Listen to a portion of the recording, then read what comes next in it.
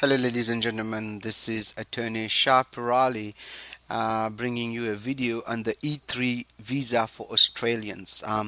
As we speak about the situation in the with the H1B, many people who didn't make it through the cap are looking at the avenues outside. So the E3 visa is an option, but it's available only for those who are citizens of Australia, that is, Australian nationals, either by birth or by citizenship.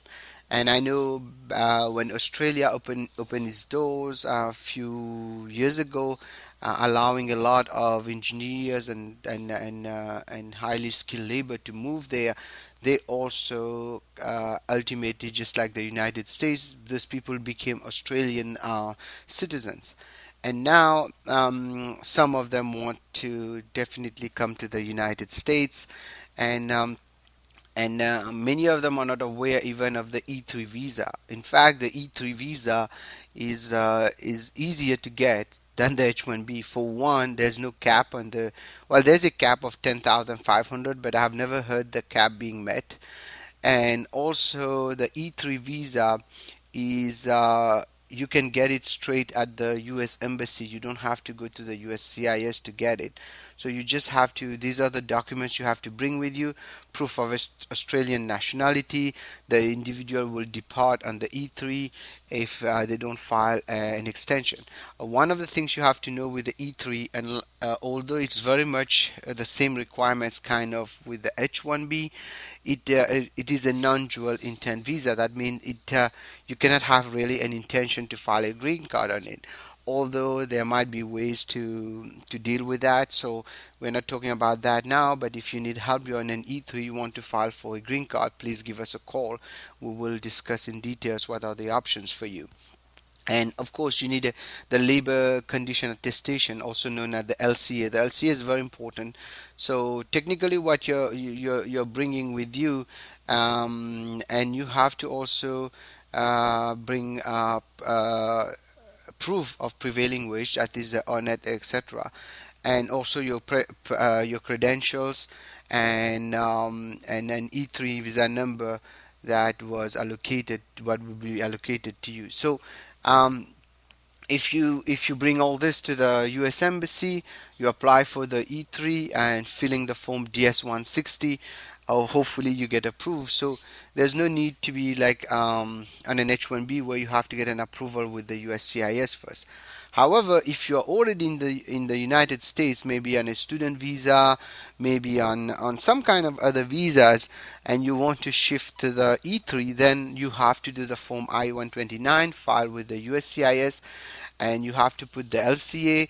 And also, one thing which is important, people ignore, you have to have a good job of a letter explaining that it is an a specialty occupation. And a specialty occupation is the same like H1B is required. That means you need to prove that the the job that you're doing is one that requires a minimum of a bachelor's degree, and that you can check on the book, or on a book online, and see what are the requirements for this job offer. For example, many program analysts, things like that, might qualify or might not qualify. So make sure that when you're preparing your E3 visa, you do a very comprehensive basically letter explaining not only the job offer but also the specialty occupation. It's pretty much like doing the letter for an H1B.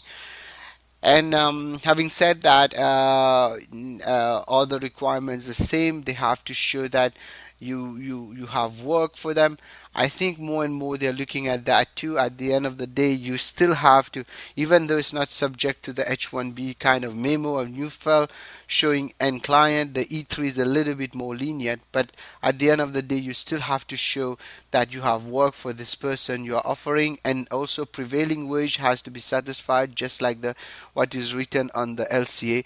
So make sure all these are met. And if you need help with your E3 visa, just like H1B, our law firm will be glad to help you. You can call us at 510 742 5887.